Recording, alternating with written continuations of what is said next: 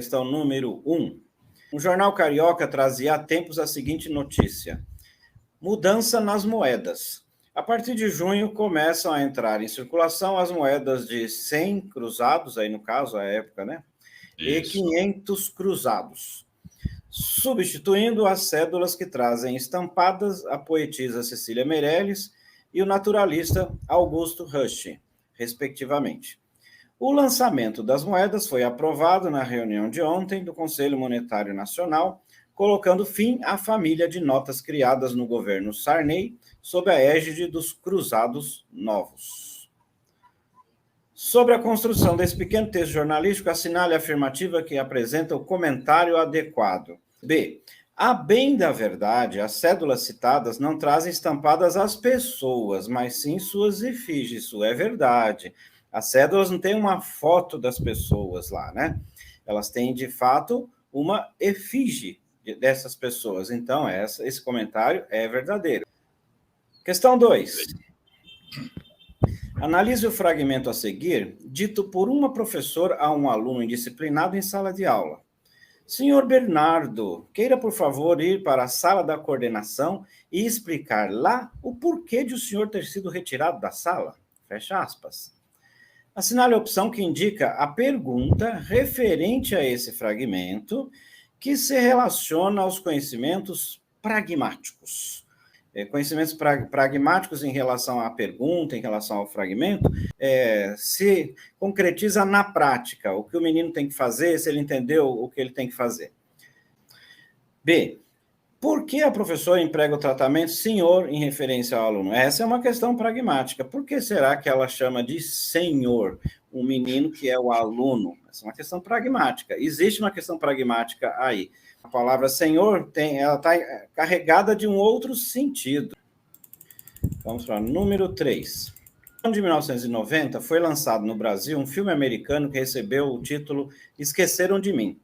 Assinale a opção que mostra um comentário adequado sobre esse título. C. O título traz um erro gramatical, considerando-se a norma culta da língua, devendo ser substituído por esqueceram-se de mim. Sim, esse comentário é pertinente. A forma gramatical do verbo esquecer, esquecer você só usa o de quando você tem aqui um pronome, por exemplo, esqueceu-se de, aí sim ficaria correto, né? Esqueci-me, aí o de tem que aparecer. De resto, ele é um verbo transitivo direto, ou seja, ele não precisa da preposição de. E essa é a resposta, aliás, né? Questão 4. As variações linguísticas são resultantes das modificações constantes da língua, que se relacionam a fatores geográficos, sociais, profissionais e situacionais. Em relação a variedades linguísticas, assinale a afirmativa inadequada. E D. As variedades linguísticas regionais não se modificam como as demais, por estarem ligadas a grupos mais conservadores. Isso não é verdade. Elas se modificam, sim. Todas as variedades linguísticas sofrem modificação. Então, esta afirmativa de que não se modificam é a que nos faz marcar a D, porque era para marcar o que é incorreto, e essa é incorreta. 5. Questão 5. O efeito humorístico do diálogo a seguir fundamenta-se em uma infração das máximas comunicativas pragmáticas. Observamos ontem um forte tremor na Antártida. O que é? É o continente no qual se encontra o Polo Sul. Assinale a opção que a indica, a máxima aí, né? Máxima de pertinência. Responda de forma adequada à pergunta ou à declaração prestada. Então, se tem algo tratado ali, é a pertinência. Ou, melhor, a impertinência. A resposta não está pertinente à pergunta. A pergunta é o que é.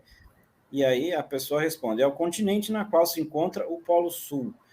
A pessoa perguntou o que é, acho que foi em relação ao forte tremor na Antártida, né? O que é, né? E aí a resposta veio em outro sentido. Falar onde fica esse continente, né? Onde fica a Antártida, né? Então, por isso, resposta Exatamente. C. Bora lá, questão 6. Analise o fragmento a seguir retirado de uma redação escolar. Amanhã eu irei diretamente a uma livraria e comprarei esse livro que passará a fazer parte de minha biblioteca. O contexto de produção desse segmento utiliza uma série de vocábulos cujos significados não são fixos, mas podem variar conforme a situação comunicativa.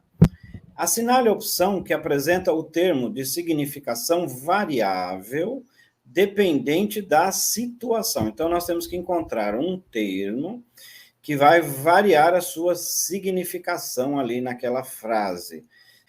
A palavra diretamente. Esta sim sofre variação de significado. Que diretamente pode ser no sentido de tempo, de fazer as coisas mais rápido, pode ser no sentido de modo. Então, depende da frase no contexto, a palavra diretamente vai assumir outros significados, vai ter sentido diferente. Questão 7. Em situações de comunicação formal, é conveniente evitar o uso da linguagem informal. Assinale a opção que apresenta a frase cuja linguagem é inteiramente formal.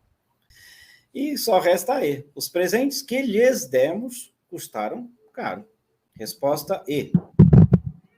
Questão 8. Dois amigos diplomatas encontraram-se no balcão de um bar, antes de chegar ao ministério.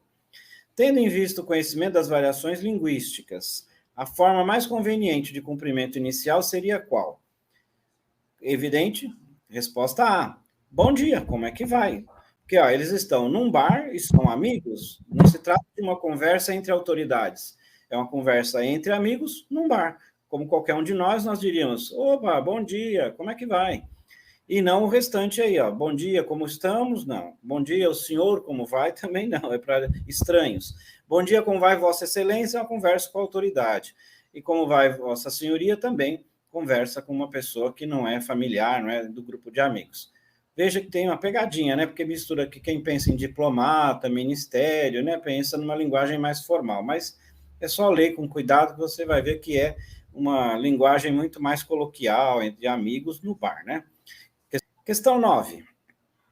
Um participante de uma prova náutica se perde com o seu barco em função de um forte vento. Ao desembarcar em um local desconhecido, pergunta a um habitante do local: onde estou? Aí, numa ilha, respondeu o outro. Está numa ilha, né? Sobre a eficiência comunicativa desse diálogo, o comentário correto é que o habitante da ilha e não auxiliou o interlocutor em sua localização. Só falou que estava numa ilha, isso ele já sabia. Ele não sabe que ilha que é, onde que fica. Então, a resposta D. Questão 9, resposta D, porque não foi informado que, na situação comunicativa, o que era relevante e necessário aí. Questão 10 de português. Leia as duas primeiras estrofes de um poema de Olavo Bilac intitulado Língua Portuguesa. É o famoso poema dele, né?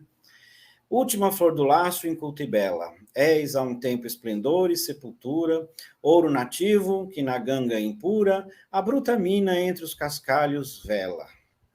Amo-te assim, desconhecida e obscura, tuba de alto clangor, lira singela, que tens o tron e o silvio da procela e o arrolo da saudade e da ternura. E o verso, que tens o tron e o silvio da procela, repete a ideia de a língua portuguesa ser uma lira singela. Não, não é.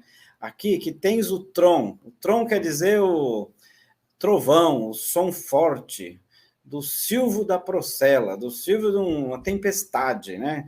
Então, não é uma lira singela, né? O som de uma tempestade, concordemos, não é uma lira singela.